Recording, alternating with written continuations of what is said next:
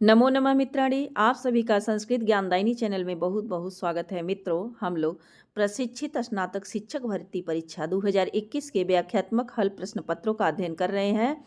आज के इस वीडियो में हम लोग 19 नंबर से जो है क्वेश्चन की शुरुआत करते हैं। तो चलिए देखा जाए। आज का हमारा जो प्रश्न है वह है कि न हि प्रियं प्रवक्तुं मृषाहितैषिणः अस्य सुभाषितस्य रचनाकारः कः। तो इसके रचनाकार क्या है? भारवी हैं। तो कह रहे हैं कि हितैषिणः हमारी जो हितैषी चाहने वाले हित का चाहने वाले व्यक्ति होते हैं वे मृषा प्रियम प्रवक्तुम न इच्छन्ति, माने झूठ प्रिय बोलने की इच्छा नहीं करते हैं। न और ही दोनों अव्यय पद है। प्रियम में आपका क प्रत्यय है और प्रवक्तुम में तुमुन प्रत्यय, इच्छन में क्षत्रिय प्रत्यय हो जाएगा। मृषा अव्यय पद है और हितैषिणः क्या है? प्रथमा का बहुवचन का रूप हो जाएगा। अगला पंक्ति हमारा है कि स्वयं प्रदुग्धे यस्य गुणै उपश्नुता वसुपमानस्य वसुनि मेदिनी, यानी कि स्वयं प्रदुग्धे मतलब बनेचर युधिष्ठिर से कहता है कि वसुपमानस्य, वसुपमानस्य यानी कुबेर के समान। वसुपमानस्य माने क्या होगा? कुबेर के समान। किसके? तो अस्य, अस्य यानी इस दुर्योधन के गुण ही माने गुणों से क्या? उपस्नुताह मेदिनी, उपस्नुताह मेदिनी यानी कि द्रवीभूत होती हुई पृथ्वी करती क्या है? तो करें कि स्वयं अपने आप ही वसूनि प्रदुग्धे यानी सारी संपत्तियों को स्वयं प्रदान कर देती है। कारण क्या है? तो वसुपमानस यानी दुर्योधन के गुणों से जो है प्रसन्न हो करके या द्रवीभूत हो करके जो पृथ्वी है वह अपने सभी संपदाओं को यानी धन संपत्तियों को स्वयं दे देती है। तो इसमें हमारा हो जाएगा स्वयं।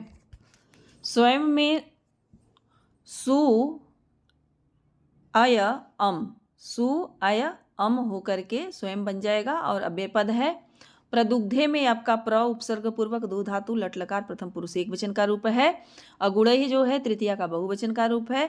उपस्नुता में उप उपसर्ग पूर्वक स्नु धातु से अक्त प्रत्यय लग करके और टाप लग गया है, उपस्नुता बन गया है। वसुपमानस्य, तो वसुपमानस्य वसुह उपमानम यस्य सह, वसुह कुबेरः अर्थात उपमानम यस्य सह तो हो जाएगा वसुपमानस, मानः बहुब्रीहि समास हो जाएगा। और वसुनी जो है संपत्तियों को, अर्थात यहाँ जो है द्वितीय का बहुवचन हो जाएगा वसुनी। और मेदिनी, मेदिनी में आपका हो जाएगा मेद से इनी प्रत्यय लग करके गीस लग जाएगा और स्त्रीलिंग प्रथमा एक वचन में बन जाएगा मेदिनी। आगे देखते हैं।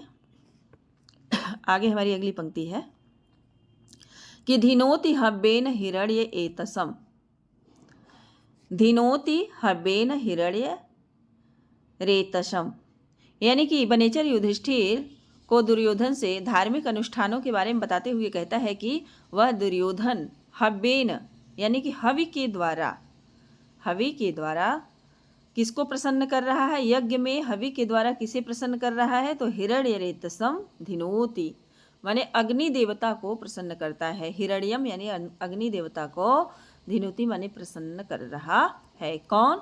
तो दुर्योधन। तो यहाँ पर धिनोति में धिन्व धातु लटलकार प्रथम पुरुष एक वचन का रूप हो जाएगा।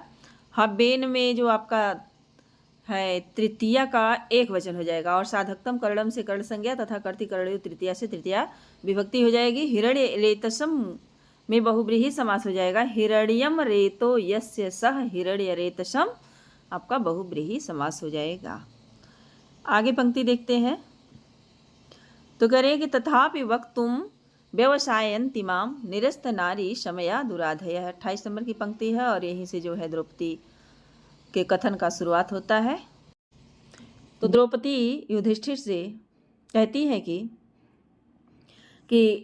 निरस्त नारी समया, समया नारी समया यानी कि नारी की मर्यादा को निरस्त माने समाप्त कर देने वाली, दुराधय माने दुष्ट व्यथाएं, माम मुझे प्रवक्तुम, वक्तुम माने बोलने के लिए, व्यवसांति माने प्रेरित कर रही है।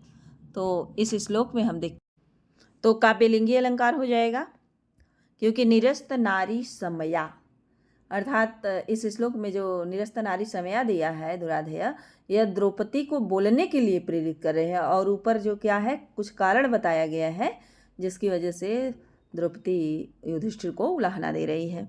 तो तथापि में तथा धनपि दीर्घ संधि हो जाएगा, प्रवक्तुम वच से तुमुन हो जाएगा, व्यवसायंती तो व्यवसायंती में बी उपसर्ग पूर्वक अच धातु से क्या हो जाएगा सो, बी और अ उपसर्ग पूर्वक सो दंती सकार, सो से एड़ीच लग करके लट लकार प्रथम पुरुष बहुवचन में व्यवसायंती बन जाएगा।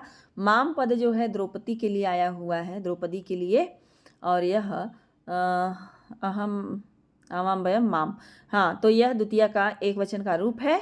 और यहाँ माम में जो द्वितीय विभक्ति लगी है वह गति बुद्धि प्रत्ययवचनार्थ शब्द कर्म काणाम अड़िकर्ता शाणव सूत्र से कर्म संज्ञा हो करके और कर्मणि द्वितीय से द्वितीय विभक्ति हो गई है। निरस्त नारी समया में देखते हैं तो निरस्त नारी समयाह, तो यह पहले नारी समया में समास देखते हैं तो नारी राम समया यानी नारियों की मर्यादा, तो षष्ठी तत्पुरुष समास हो जाएगा।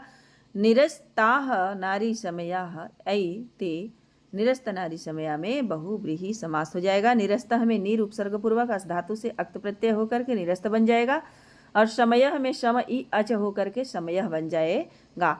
दुराधयः मोस्ट इम्पॉर्टेंट है, दुराधयः दुर उपसर्ग पूर्वक दुर और आ उपसर्ग पूर्वक धा धातु से की प्रत्यय लग करके दुराधय बना है। और दुष्टाह आधयः इति दुराधयः दुर आधयः तो हो जाएगा प्रादि तत्पुरुष समास। आगे देखते हैं अगली पंक्ति।